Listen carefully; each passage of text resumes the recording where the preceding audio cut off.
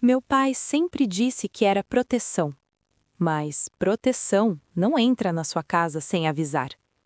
Eu só percebi que algo estava errado no dia em que cheguei em casa e a porta estava destrancada.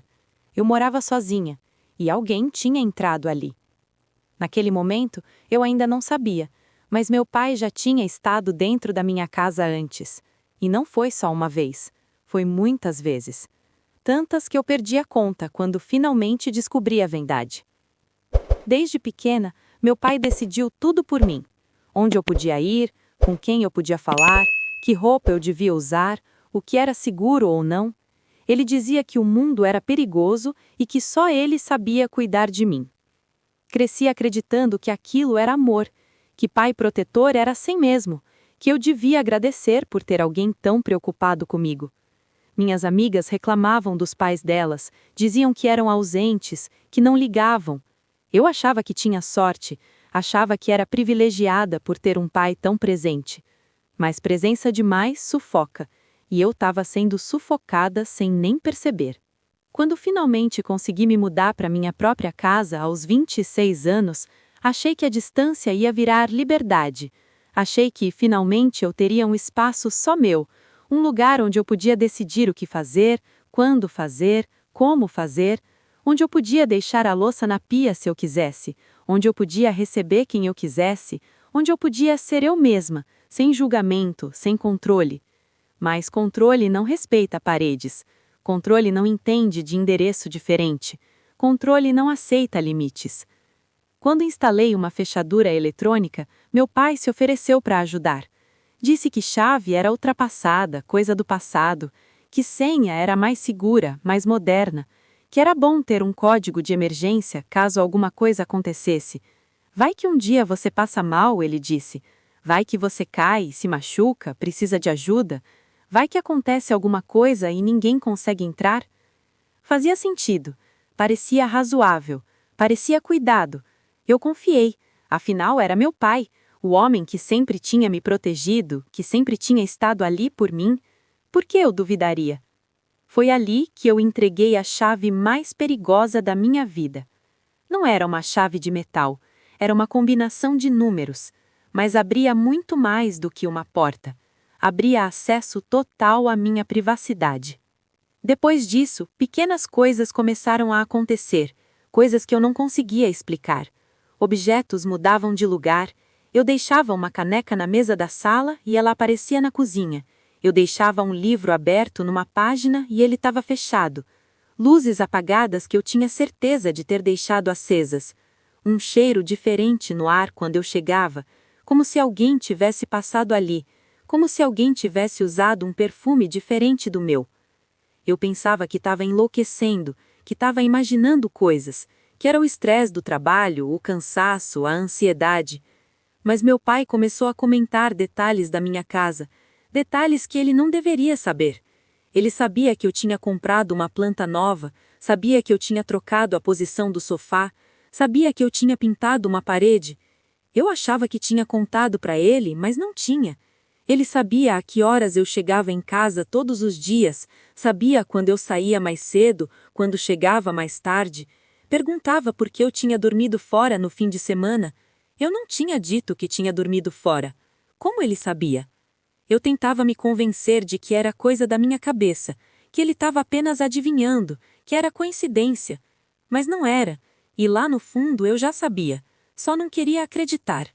Enquanto você ouve essa história, me diz uma coisa. Você acha que isso ainda é cuidado ou já virou controle? Escreve aqui, mesmo que seja só uma palavra, porque eu demorei muito tempo para entender a diferença. E quando entendi, já era tarde demais. O estrago já tinha sido feito.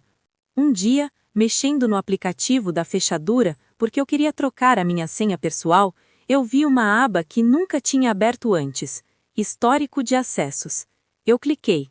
E ali estava tudo: horários, datas, códigos usados, dias da semana, sempre o mesmo código. O código de emergência, o código que meu pai tinha. Ele tinha entrado na segunda-feira passada, às 3 da tarde. Eu estava no trabalho. Ele tinha entrado na quinta-feira anterior, ao meio-dia. Eu tinha saído para almoçar. Ele tinha entrado no sábado, de manhã cedo.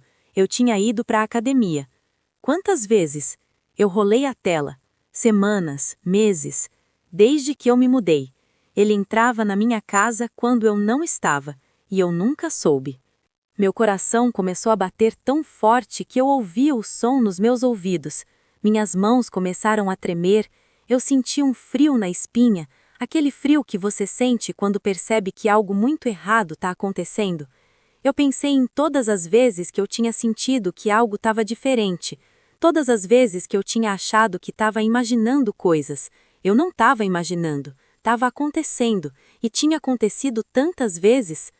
Naquele instante, minha casa deixou de ser abrigo, deixou de ser o lugar seguro que eu tinha construído com tanto esforço. Virou um lugar inseguro, virou um lugar onde eu não tinha controle, onde eu não tinha privacidade, onde eu não sabia o que tinha sido visto, mexido, tocado. Eu comecei a pensar se ele tinha entrado no meu quarto, se tinha mexido nas minhas gavetas, se tinha lido meu diário, se tinha visto minhas fotos, se tinha verificado meu computador, se tinha me observado dormir alguma vez sem eu saber. A invasão não tem limite quando a pessoa acredita que tem o direito de fazer o que quer. Eu não era uma filha protegida, eu era alguém sendo vigiada dentro da própria casa. Eu era alguém que não tinha direito à privacidade, à liberdade, à vida adulta. Eu ainda era tratada como uma criança que precisava ser monitorada 24 horas por dia. Quando confrontei meu pai alguns dias depois, porque eu precisei daquele tempo para juntar coragem, ele não pediu desculpas, não demonstrou arrependimento, não pareceu nem um pouco constrangido. Ele disse com toda a calma do mundo que estava apenas checando se estava tudo bem, que aquela casa ainda era responsabilidade dele, porque foi ele quem deu a entrada do apartamento, que ele só queria ter certeza de que eu estava segura, de que nada de ruim estava acontecendo. Quando eu disse que aquilo era invasão de privacidade, que era crime, que era abuso, ele me olhou como se eu tivesse sendo dramática, como se tivesse exagerando, e respondeu: "Você é minha filha, essa casa ainda é minha responsabilidade, eu só estou cuidando de você." Foi ali que eu entendi que para ele, eu nunca fui dona da minha própria vida. Eu nunca tive autonomia, eu nunca tive direito de decidir. Eu era uma extensão dele, uma propriedade, algo que ele podia controlar, monitorar, invadir sempre que quisesse. Depois disso, naquele mesmo dia, troquei a senha, apaguei todos os acessos, bloqueei qualquer código de emergência, tirei qualquer possibilidade de ele entrar novamente. Mas o medo ficou. O medo não vai embora só porque você tranca a porta. Por meses, eu trancava a porta e conferia 2 vezes, 3 vezes. Olhava para trás quando entrava, checava todos os cômodos antes de dormir. Olhava embaixo da cama, dentro do armário, atrás da cortina. Sentia um aperto no peito dentro da minha própria casa. Eu tinha pesadelos. Sonhava que ele estava dentro do apartamento, me observando, e eu não conseguia sair. A invasão não acaba quando a porta fecha. Ela fica ali, dentro de você, como uma ferida que não cicatriza. Quem entra na sua casa sem consentimento não está cuidando, não está protegendo, está invadindo, está violando, está desrespeitando. Tecnologia não dá direito de invadir. Parentesco não autoriza controle. Ser pai, ser mãe, ser família não dá direito de entrar na vida de alguém sem permissão. Amor respeita limites. Amor pede permissão. Amor reconhece autonomia. Amor confia. Cuidado não invade. Cuidado pergunta se você está bem. Cuidado oferece ajuda. Cuidado respeita sua escolha de aceitar ou não. O resto é abuso disfarçado de proteção.